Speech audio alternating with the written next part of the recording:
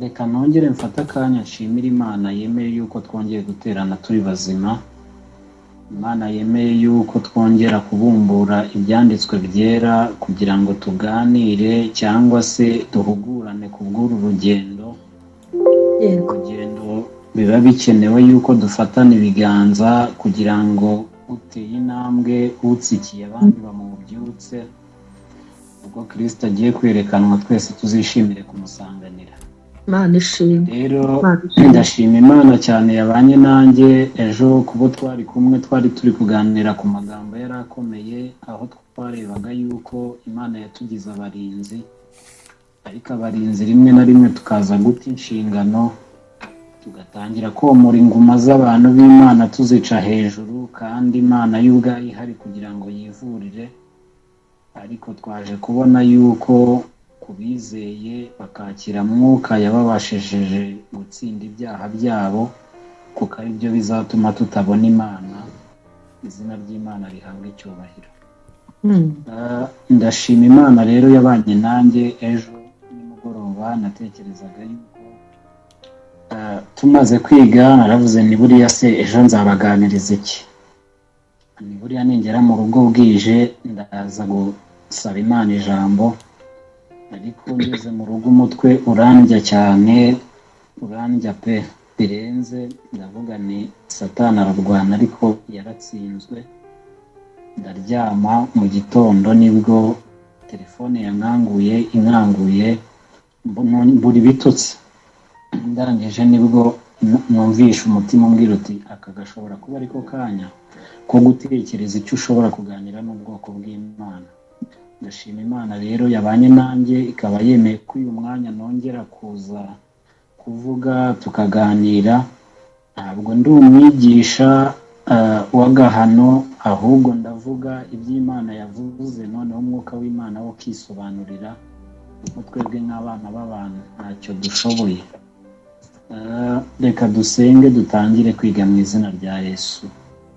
Uwiteka Imana idukunda twitaho, wemeye ko umwanya nk'uyu nguyu twongera kubumbura ibyanditswe byera kugira ngo turebe aho duhagaze mu nzira. Turakwinginze kugira ngo umwuka wawe naza abane natwe.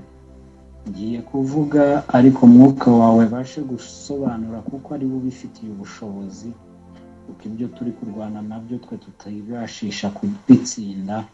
Reka dutsinde rero ku bw'izina ryawe. Bane natwe mu kanya gatoya tugiye kumarana tuganira ku byanditswe. Izina ryawe rihabwa icyubahiro.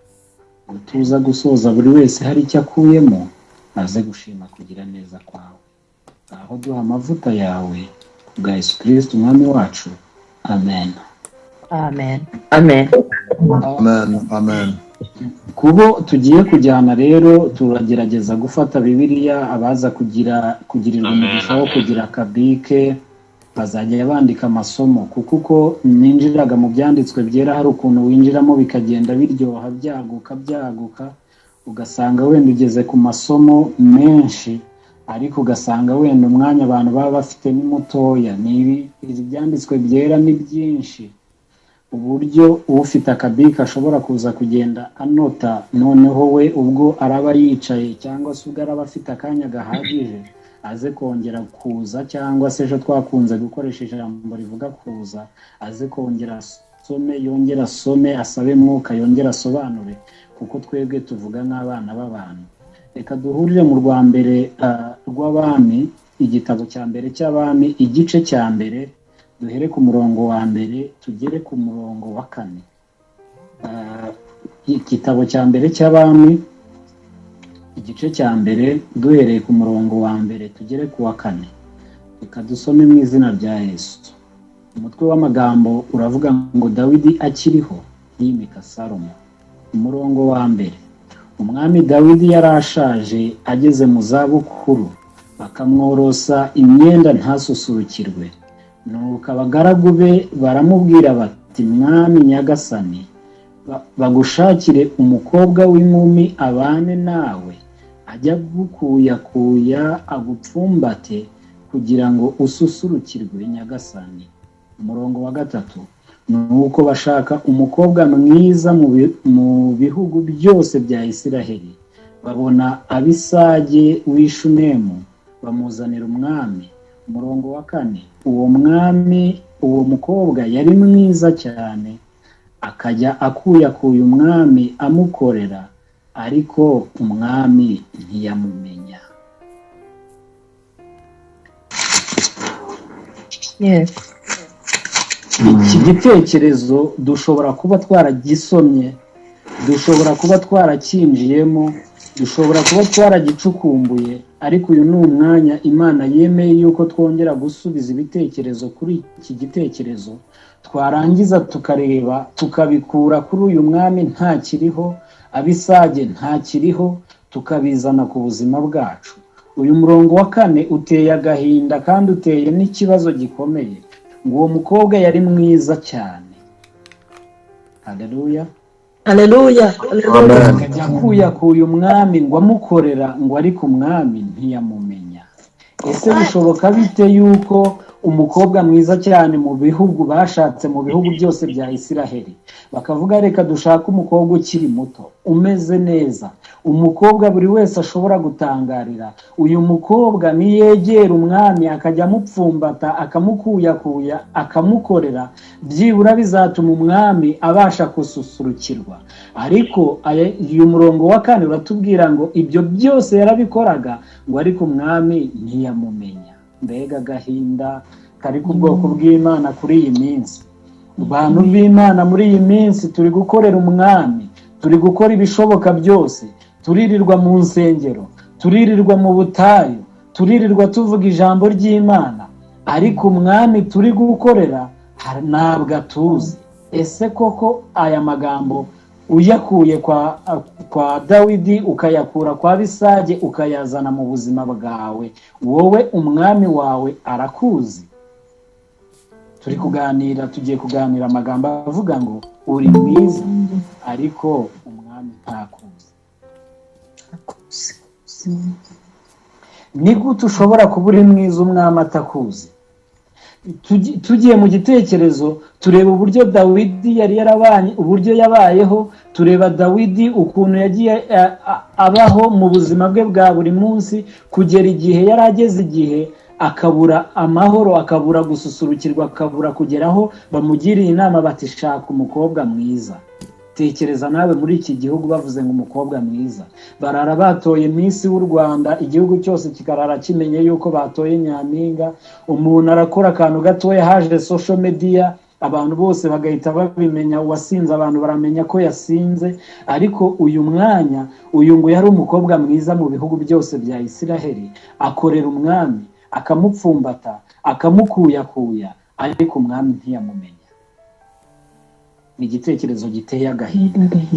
Ku bafite Bibiliya reka tunyaruke tujye mu Itangiriro, tujye ikindi gitekerezo cyenda gusa n'iki ngiki. Nitugera mu Itangiriro turahurira ku gice cya 27, tuve ku murongo wa 18 tugere ku murongo wa 24. Uwahageze nadufasha dusomere.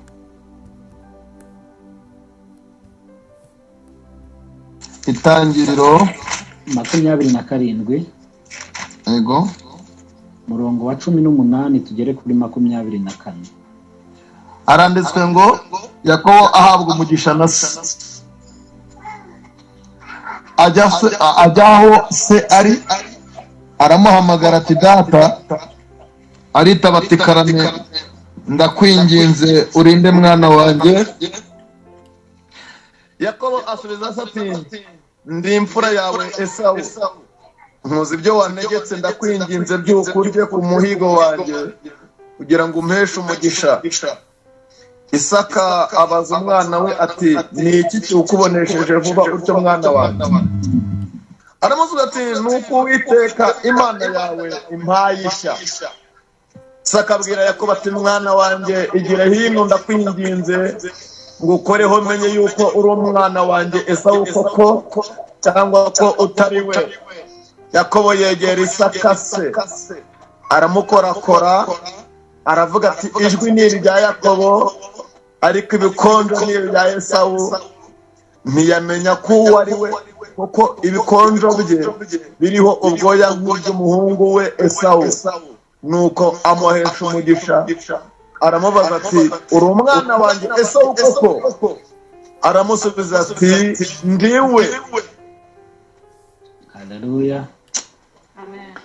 Iyo winjiye muri ibi byanditswe, ugenda ubona ibitekerezo rimwe na rimwe ushobora kwibazaho, ese tujya dufata akanya ko gusubira muri ibi bitekerezo, cyangwa tubyumva tugenda buri wese akabigira iby'abandi? Hari igihe tujya dufata umwanya tukabigira ibyacu. Ndifuza ko muri aka kanya Mwuka w'Imana aza kudufasha ibi bintu tukaza kubigira ibyacu.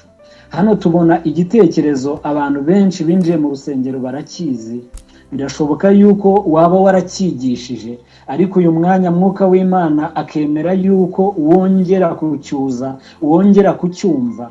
Tubona igitekerezo cya Yakobo na Esawu, uburyo bibye umugisha abifashijwemo na nyina, kugera aho babeshya se. Ise yarageze nawe igihe atabasha kureba ariko akabasha kumva. Ahangaha twari tuzi neza ko mu mateka y'Abayisiraheli bari bafite ibintu byo guha umugisha abana b'imfura, bakabaha umugisha, bakabaha umurage, barangiza bakabaha n'ubutware. Ibi byose kubera yuko urukundo nyina wa Yakobo yamukundaga, akabona uburyo ise nawe yakunze Esawu, akavuga ati umwana wanjye uyu mugisha ntabwo azawuhabwa ariko umurage we ashobora kuzawubona. Reka dushaka uburyo dukora uburiganya, reka dushaka uburyo tuza gushuka, tuza kugera ku rwego. Uyu munsi ushobora kuba uri Esawu, uyu munsi ushobora kuba uri nyina wa Yakobo, uyu munsi ushobora no kuba Yakobo. Arangije ngo aramubwira ati reka turebe.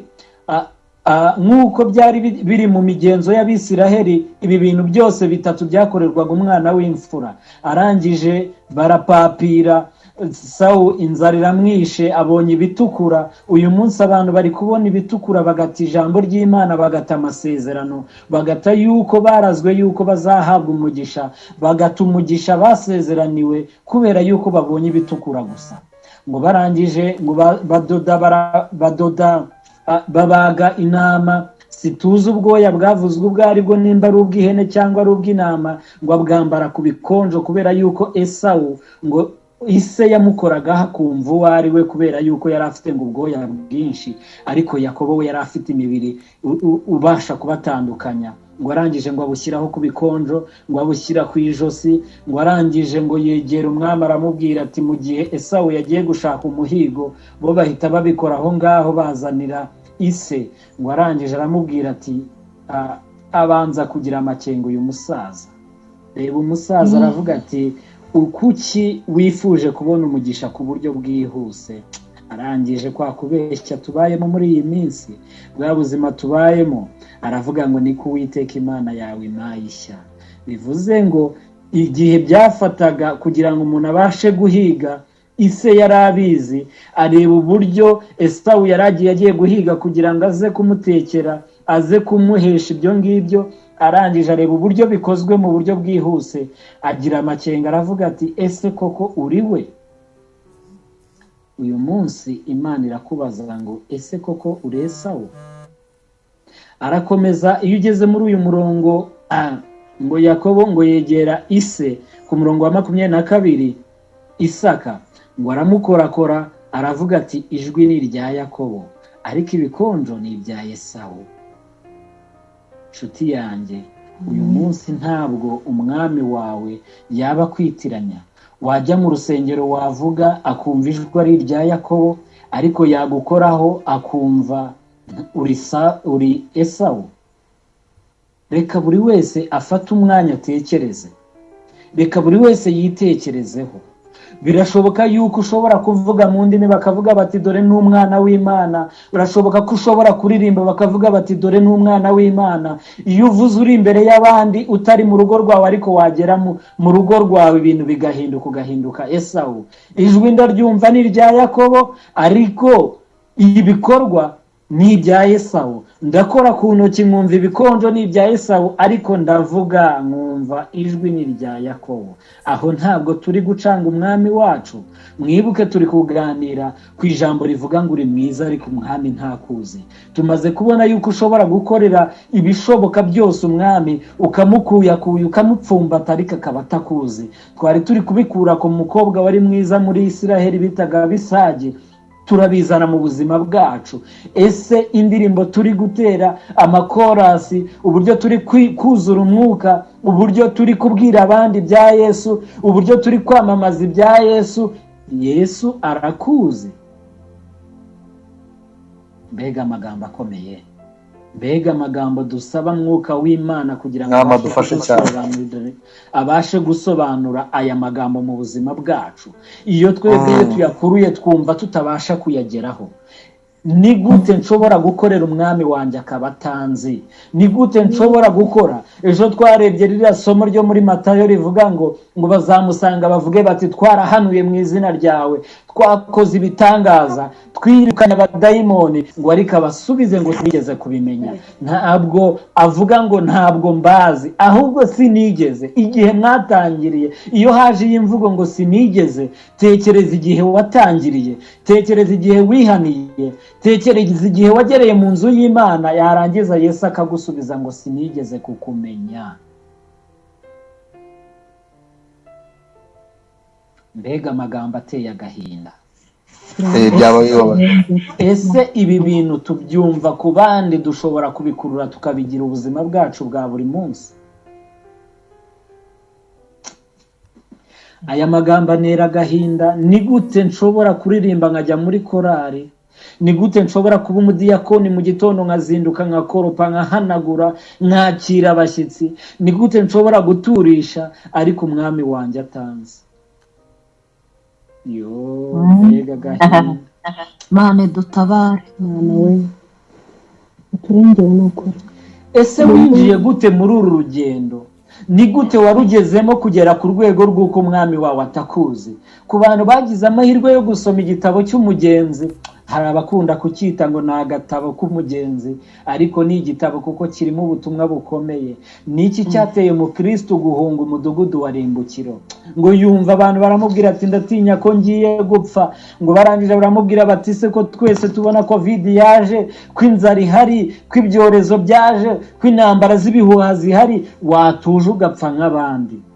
Ngo umukristo ngo aramubwira ati sinewe ubwoba nuko napfira muri uyu mudugudu, ikineye ubwoba nuko mfite ibyaha bindemereye, ndamutse mpfuye naba ndimbutse by'iteka ryose.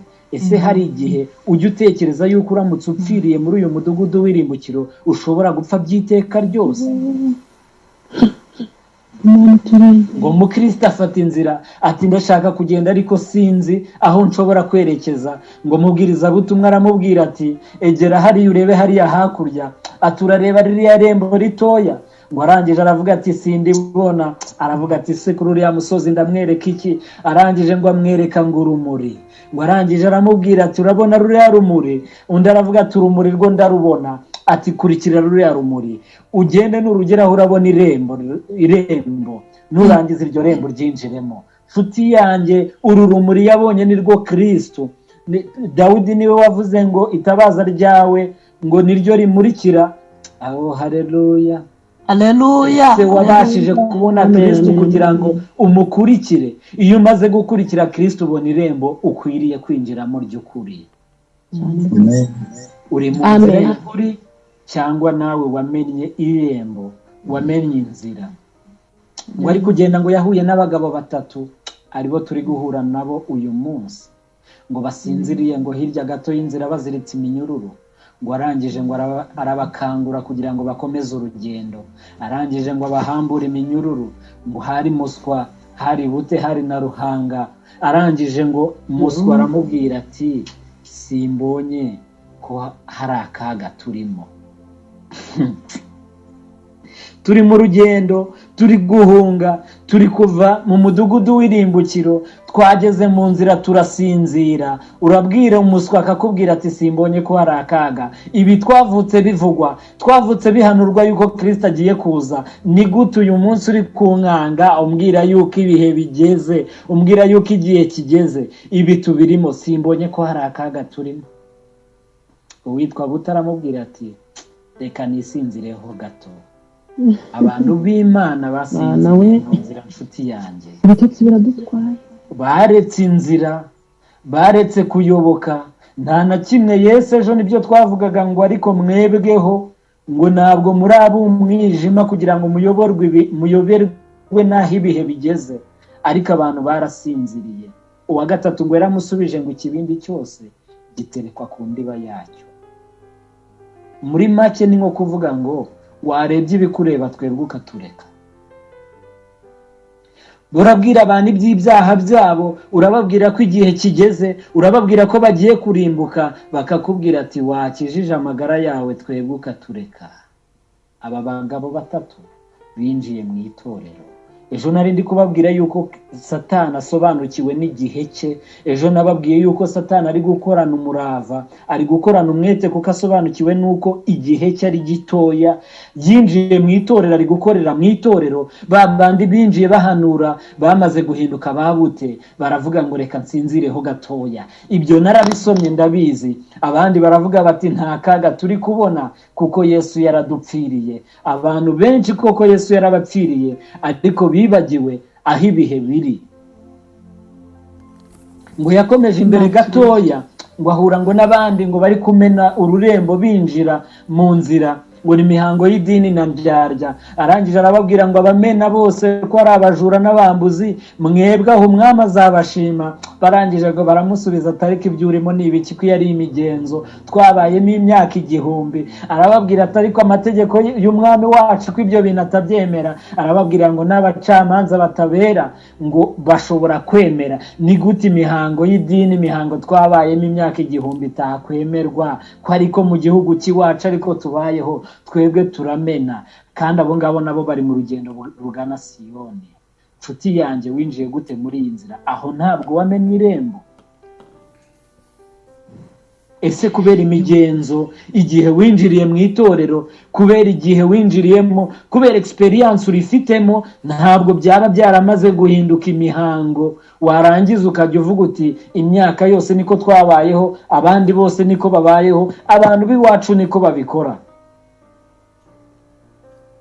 Uri mwiza ariko umwami ntakuzi. Amagambo akomeye. Uri mwiza ariko umwami ntakuzi. Uri mu itorero uravuga ku Gisiyoni, ariko uravuga ya magambo ejo twarebye Zaburi ya 50 kuva ku murongo wa 18, ngo uricarana n'abagizi ba nabi. Abandi baravuga nabi, nawe ukavuga nabi. Wize ingeso z'abisi, wamaze kwandura imico y'Abanyayegiputa kandi uri guhunga Egiputa ujya Kanani. Ibi byabaye ku Bisiraheli ahantu bagombaga kugenda iminsi 40 bahagenda imyaka. Uru rugendo rwo kuva mu mudugudu w'irimbukiro twerekeza i Siyoni dushobora kurumaramo igihe kinini, twarangiza tukazarugwamo, twarangiza tugapfa rwa rupfu mu Kristo yanze gupfa ngo ndamutse mfana ibyaha byanjye naba ndimbutse by'iteka ryose. Nshuti zanjye, ndashaka neza ko dusobanukirwa, tukareba uko twinjiye muri iyi nzira, tukareba uko tuyibayemo. Amagambo tuvuga n'ayahe? Imana yarivugiye ngo ibyo byose murabikora nk'abihorera. Rimwe na rimwe hari igihe twumva ko turi abanyabwenge. Ndashaka kubana n'ibisambo, ndashaka kurya ruswa nk'abandi, ndashaka gutanga inyoroshyo nk'abandi, ndashaka koroshya kugira ngo mbone akazi, ndagambanira abo dukorana kugira ngo bagende njye nsigare nkora. Ese nshuti yanjye, ibyo byose urabikora ngo akakwihorera? Ngo ariko igihe kigiye kugera ngo abishyire byose ahagaragara, kandi azagushwanyaguza. Reka dusome Yohana 12 umurongo wa 13 umurongo wa 31. Duhurire muri Yohana twihuse. Yohana 12 umurongo wa 31. Wahageza dusomere mu izina rya Yesu.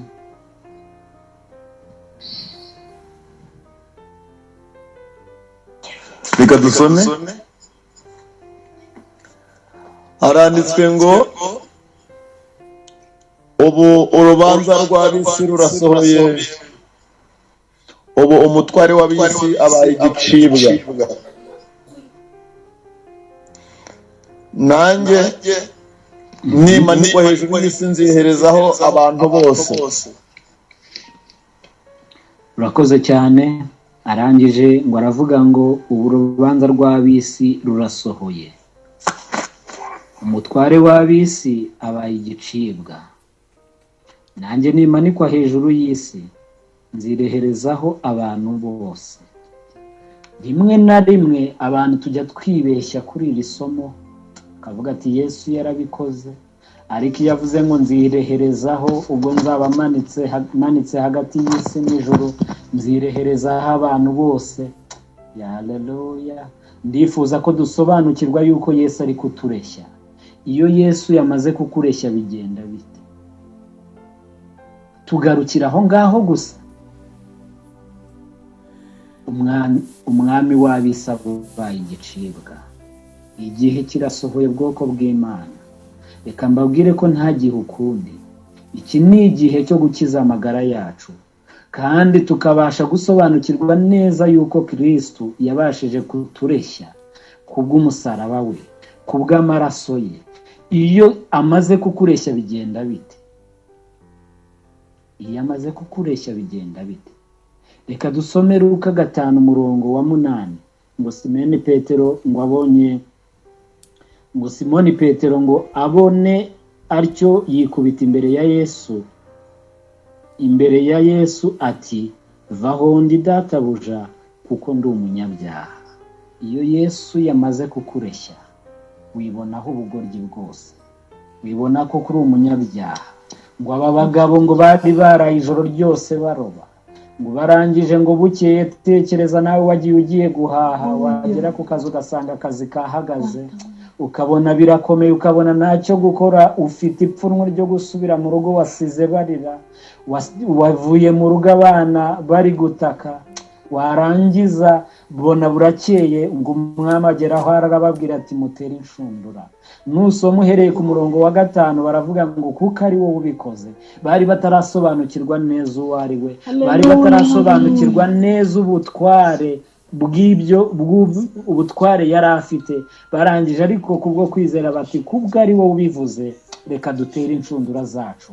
Ngo Simoni amaze kubona igitangaza kibaye kuroba ku manywa kandi ijoro babuze amafi, ngo babona ubibabwiye atari umutware nk'uwabandi, babona ubibabwiye ari umuntu udasanzwe, ngo ahita mwikubita imbere. Arangije aramubwira ati mwami wanjye, ati va hano kuko ndi umunyabyaha. Haleluya.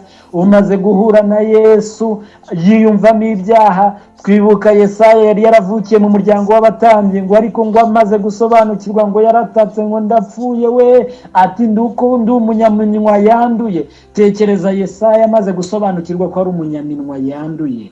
Twebwe turajya ku ruhimbi, twebwe turajya imbere y'abandi, turashaka kubahanurira, turashaka gukora ibyo Kristo yakoze turi abanyaminwa yanduye, turashaka gukora ibyo Kristo yakoze turi abanyabyaha. Nshuti yanjye, urabikora akakwihorera, ariko azakubwira ngo siyigeze kukumenya.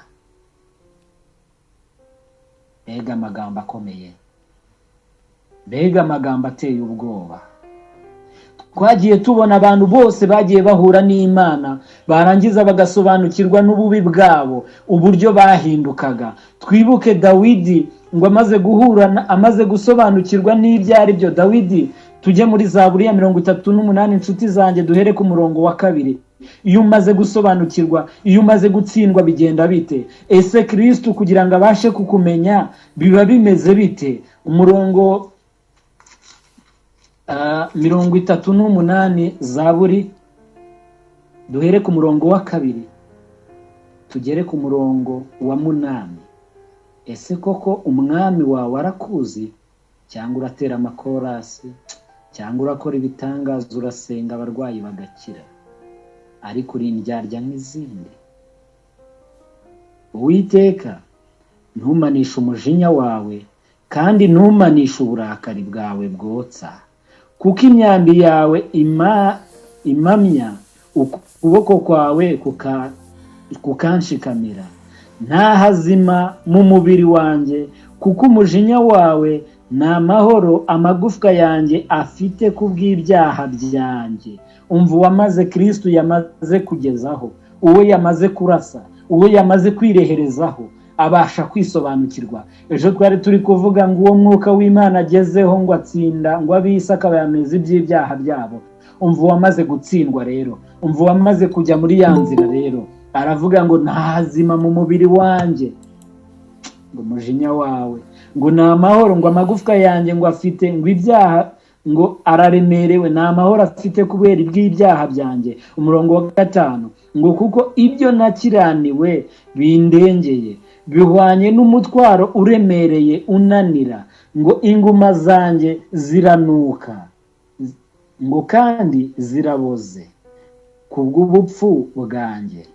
Ndahetamye nunamye cyane, ndena nambaye ibyo kwirabura umunsi ukira, ngo kuko ikiyunguyungu cyanjye cyuzuye umuriro, ngo kandi nta hazima mu mubiri wanjye. Dore uwamaze gutsindwa, uwamaze kumva, uwamaze kugera mu nzira, abasha kwisobanukirwa akumva ko nta hazima. Ariko turi abakiranutsi, ariko turagenda twambaye neza amakoti, abantu bakavuga ati dore, ariko amagambo tuvuga, ibikorwa dukora, twamaze kuba abasambanyi neza neza, twamaze kuba abajura neza neza. Ibibi byose umwami yanga turabikora, twarangiza tukaririmba ngo yaraducunguye, ngo yaradupfiriye. Nshuti zanjye, uyu munsi tugire ihishurirwa, turebe uwo Kristo yamaze kugeraho. Reka turebe uwo Kristo yamaze kwinjira, abashe kumenya no kwisobanukirwa. Nujya kugenda uraza gusobanukirwa noneho n'iyo nzira, ya nzira twavugaga. Ko ufite Bibiliya dusomere Matayo 7 umurongo wa 13, aratwereka noneho ibyizi nzira. Matayo 7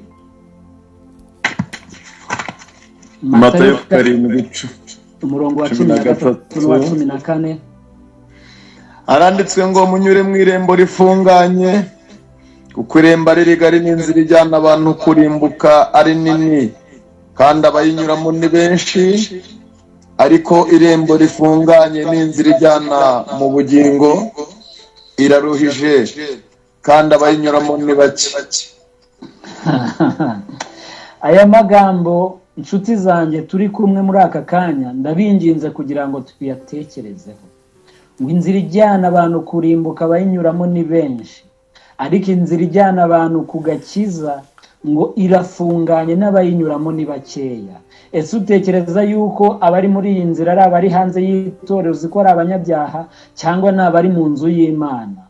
Nshuti zanjye, birashoboka ko ushobora kuba uri mu rusengero rusengeramo abantu barenga 1000, ariko ugasanga bari kunyura muri rya rembo mu Kristo yashakaga kwinjiramo.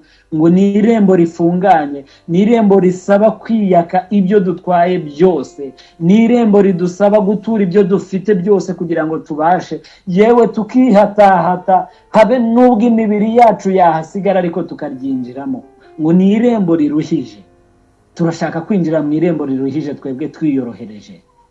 Turashaka kubaho nk'uko abandi babayeho, turashaka kurya nk'ibyo abandi bariye, turashaka kugenda nk'uko abandi bagenda. Turi kwiyorohereza ngo kandi turashaka kujya Siyoni. Turirirwa turirimba ngo turajya Siyoni, turaririmba ngo Kristo ngo agiye kuza, ariko se agiye kuza azasanga uri mu nzira ya nyayo, winjiye mu irembo rya nyaryo, cyangwa azakubwira ati mva imbere sinigeze kukumenya? Nshuti yanjye, uyu mwanya, aka kanya wishyuye interineti yawe ukaba ukurikiye ibingibi, ndakwinginze ngo ntuzigere ubwirwa aya magambo. Ngo ariko ngo irembo rijya mu irimbukiro ngo abarinyuramo ngo rirafunguye abantu bose. Uraba uri mu kazi, uri umukozi w'Imana, uri vuga butumwa w'agahano, baguha ruswa ukayirya ngo ni inyoroshyo, ibindi byahindutse agafanta.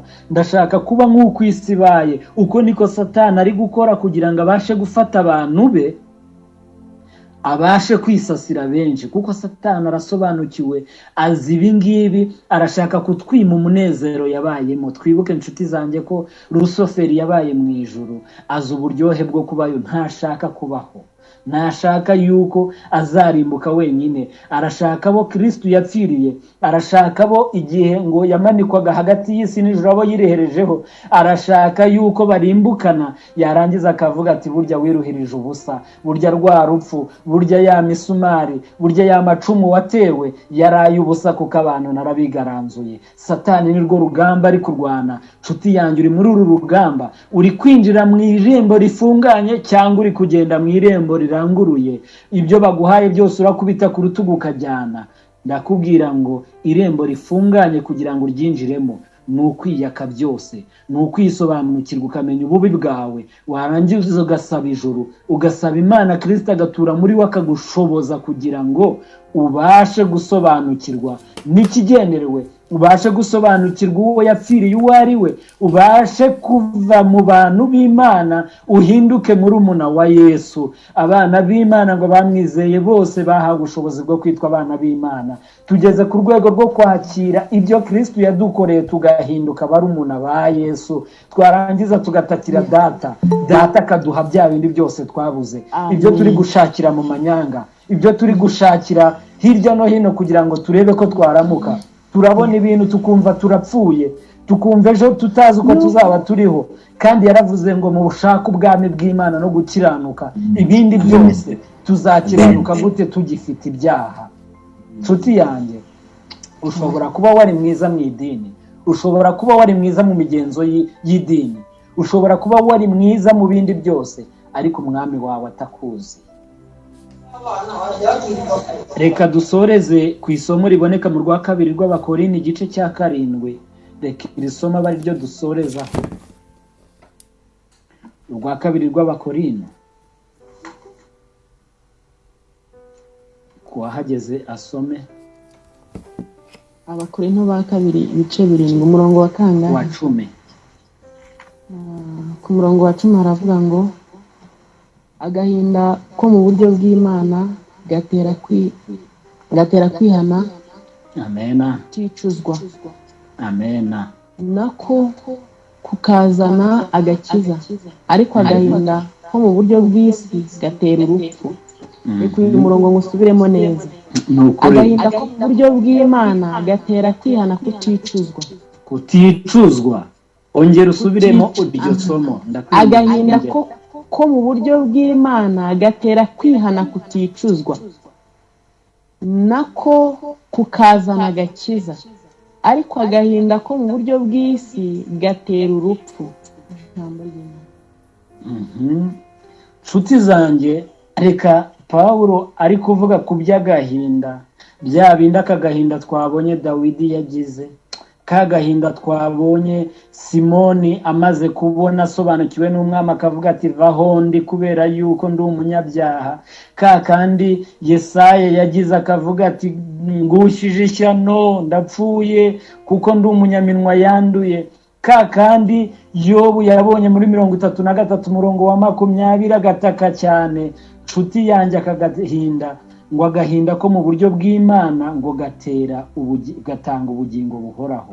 Ariko uyu munsi ntago turi kubabazwa n'ibyaha turi gukora, ahubwo turi kugira agahinda kuko twabuze yo kwishyura inzu, turi kugira ibibazo ngo kandi ibyo ngibyo bitera urupfu. Nshuti yanjye, uyu mwanya ndababwira ngo mureke dusubire mu byanditswe byera. Nta na kimwe tutigeze duhabwa, nta na kimwe tutigeze twerekwa kiri muri iri tabaza, iri jambo ry'Imana niryo tabaza. Nta na kimwe Kristo atigeze atubwira, nta na kimwe Imana itigeze itubwira. Ariko uyu munsi turi kwinjira mu irembo tubaje kumena, turi kwinjira mu irembo twageramo tugasinzira. Nshuti yanjye, mureke tunihire ibyaha byacu, ngo agahinda ko mu buryo bw'Imana gatera ngo ntabwo kicuzwa.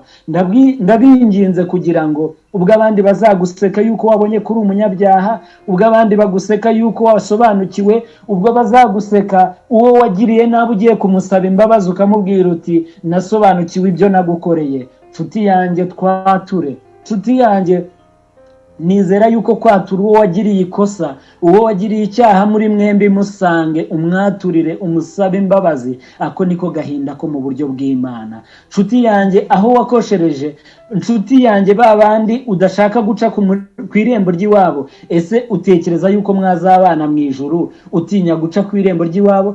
Ukeneye kugira agahinda ko mu buryo bw'Imana, ukagira agahinda k'ibyaha byawe, ukamenya yuko ibyaha byawe bigiye kukurimbura, ukamenya yuko ugiye gupfa by'iteka ryose. Agahinda mu Kristo yagize, yarangiza agafata inzira, ngo amaze kugera ku musaraba. Umva iyo ugeze ku musaraba uko bigenda, ngo ageze ku musaraba, ngo umutwaro wari umuremereye ngo wamuvuyeho. Haleluya! Iyo ugeze kuri ako, umaze kugira ako gahinda, ngo umutwaro w'ibyaha, wa muntu wakoshereje, wa muntu wumvaga udashaka kwegera, ba bantu wahora gucira uvuma utazi ibyo ari byo, ngo ubasha kumva ukeye, ngo wumva ngo umutwaro ukuvuyeho. Ngo abagabo batatu baraza, ngo baramubwira bati ibyaha byawe ibintu twari kuvuyeho, ngo wumve ijwi rikubwiye ngo ibyaha byawe urabibabariwe. Haleluya. Nshuti zanjye, ni kangahe twumvisha ibyaha bituvuyeho, tukumva ijwi ritubwira ngo ibyaha turabibabariwe? Uru ni rwo rugamba. Igihe utarumva iryo jwi, mu gihe utaragira agahinda ko mu buryo bw'Imana. Nshuti yanjye, iki ni icyigisho kinini, ariko umwanya bari mutoya. Ndabinginze kugira ngo iyo wamaze kugera kuri wa musaraba, iyo wamaze kugera kuri Kristo wireherejeho amahanga yose, umutwaro w'ibyaha ukuvaho, warangiza ukumva ijwi rikubwiye ngo ibyaha urabibabariwe. Ngo bwa bushwambagara, ngo uwa kabiri ngo araza ngo amukuraho, ngo ubushwambagara ngo amwambike ikanzu yera. Ngo uwa gatatu muri batatu bamubonekeye, ngo yamuhaye umuzingo, aramubwira ati uyu muzingo ugiye kujya noneho kuyobora, ntabwo uzongera kuyoba. Uwo muzingo twarawuhawe, turawufite, niwe jambo ry'Imana, niwe Bibiliya. Kandi iyo umaze kwinjiramo wakira neza Kristo, kuko niwe wavuze ngo nzaberesha ukuri, ngo kandi ijambo ryanjye ni ryo kuri. Arangije aravuga ati ninjye kuri, ninjye nzira n'ukuri n'ubugingo. Bivuze ngo iyo twinjiye muri iri jambo tuba twinjiye muri Kristo. Iyo Kristo yamaze kutugeraho, tubasha gutsindwa nka Simone, tukamenya ko turi abanyaminwa yanduye, turahinduka tukamenya yuko turi abanyabyaha. Twarangiza tukagira agahinda ko mu buryo bw'Imana, twarangiza Imana ikabasha kudukiza. Nshuti yanjye, nta rindi banga yo kugira ngo umwami wacu atumenye, nuko azaba yabashije kudukiza ibi byaha, nuko azaba twabashije kugera ku musaraba, yarangiza agakora mu buzima bwacu, tukajya tumwumva, tukumva ari gukora mu buzima bwacu. Apana Imana ya Isaka na Yakobo za zindi tujya tuvuga, ahubwo tukajya duhagarara imbere y'abantu tukavuga ngo Imana yanjye, kuko Imana narayumvishe, Imana nayikozeho, Imana hari ibyo yakoze ku buzima bwanjye, Imana indimo. Niwe yavuze ngo ndi ku rugi dore ndakomanga, niwumva ijwi ryanjye ugakingura, ndinjira iwawe tubane. Iyo Kristo amaze kugera muri wowe, abasha gukiza bya bindi byose ibyakunaniye. Birashoboka ko inzoga zakunaniye, birashoboka ko ubusambanyi bwakunaniye, iyo wamaze Kristo yamaze kukugeraho, ibyo byose urabitsinda mu izina rya Yesu. Nshuti zanjye, turi kumwe, reka mbabwire ngo mureke twegere Imana, mureke dushake Imana, mureke twinjire mu irembo rifunganye, hahandi dushobora kubura ibyo dutunze byose, hahandi ibyari indamu byose dushobora kubireka. Pawulo niwe wavuze ngo ibyari indamu yanjye byose ngo byahindutse nk'amase, kubwo gushaka Kristo. Reka mbifurize, reka mbasabire kugira ngo umwuka w'Imana akomeze kudusobanurira aya magambo. Twigaga ijambo rivuga ngo uri mwiza ariko umwami nakuzi. Nshuti zanjye, ntuzakorwe n'isoni ubwo Kristo azaba agarutse akubwira ngo mumve imbere. Kandi twarererwaga mu nsengero, kandi twarakoraga ibitangaza kandi twarahanuraga. Reka twese duharanire kwinjira mu irembo rifunganye. Ni irembo ritoroshye, ni irembo risaba kwiyanga, ni irembo risaba gutanga ibyo dufite, ni irembo risaba kugira ngo tubashe kwegera Kristo abashe gukorera mu buzima bwacu. Reka nsabe Mwuka w'Imana kugira ngo adusobanurire aya magambo, ngo igihe dushyizweyo, niko Yobu yavuze ngo igihe abantu bashyizweyo mu nzozi, ibyo tutabasha kugezaho intekerezo zacu, ngo Mwuka abashe kubidusobanurira. Ndabifuriza ko tuzabana muri Siyoni, ndabifuza ko tuzinjirana muri rwa rurembo rwera, ndabifuza yuko tuzaba turi kumwe tuvuga ngo cya gihe twahuriraga kuri Google Meet, dore icyo Kristo yadukoreye, ngo nitugera mu ijuru ngo tuzongera twicare ngo tubwirane iby'ubu butumwa, tuvuge ngo uribuka za saha igihe nari ndi kuri Google Meet abantu bambwira bati ibyo bintu uri kumva ni ibiki, ati dore umusaruro uvuyemo. Icyo gihe tuzaririmba ko twanesheje, tuzaririmba indirimbo zo kunesha. Nshuti zanjye, ndabifuriza kugira ngo tuzabashe kwinjira muri rwa rurembo turirimba indirimbo zo kunesha. Nibyo mbasabira, nanjye nisabira mu izina rya Yesu. Imana ibaha umugisha. Reka dusenge. Uwiteka Imana ikomeye igira neza, urakoze.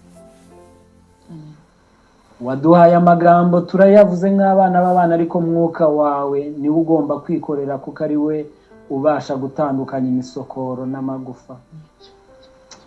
Data mwiza, uyu mwanya tugushimiye yuko wongeye kutwibutsa yuko hari benshi bazavuga yuko bagukoreye nyamara wowe ukaba utarigeze kubamenya.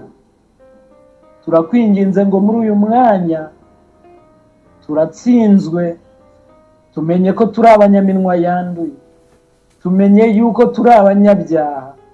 Data mwiza, turifuza ko amaraso wameneye ku musaraba atweza, ubundi ugatura muri twebwe ukatumenya.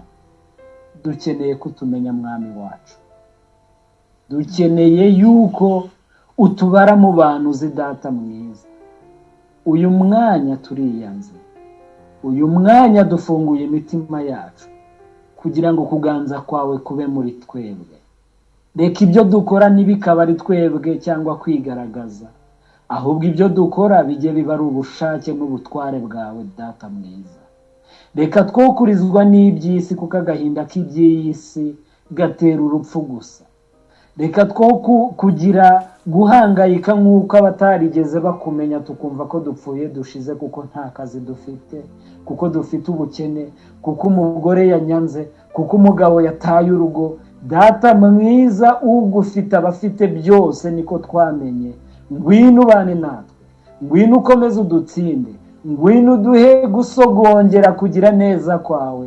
Data mwiza, tugusabye iherezo ryiza. Data mwiza, tugusabye ubugingo buhoraho, kugira ngo mubo wapfiriye. Data mwiza, ngo dore ngo ibi ngo ni inkovu ngo nakomerekeye mu nzu ngo z'abana z'inshuti zanjye. Nshuti Uwiteka, twiteguye kuba abana bawe, twiteguye kuba abo wapfiriye, abo wakomerekeye natwe twari turimo. Ndakwinginze ngo ubwo tuzaba twicaye mu bwami bwawe, ugenda utwereka uburyo wagiye ukomereka ku bwacu, tuzashima ibyo wadukoreye. Turagushimye, turaguhimbaje, tukuvugirije impundu. Turakwinginze kugira ngo udukure mu mudugudu w'irimbukiro, utwerekeze Siyoni, kandi Siyoni ariho tuzabana by'iteka ryose, aho tutazongera kurira, aho tutazongera kubabara, aho tutazongera kuganya, aho tutazagira inzara, aho tuzahora turirimba tuvuga kuri uwera dusingiza gusa. Niho twifuza kuzaba, niho twifuza ko tuzabana nawe. Tubisabye twizeye kubidukorera mu izina rya Yesu. Imana ibahe umugisha, Imana uhabwe icyubahiro. Tubisabye twizeye ku bwa Yesu Kristo Umwami wacu. Amen.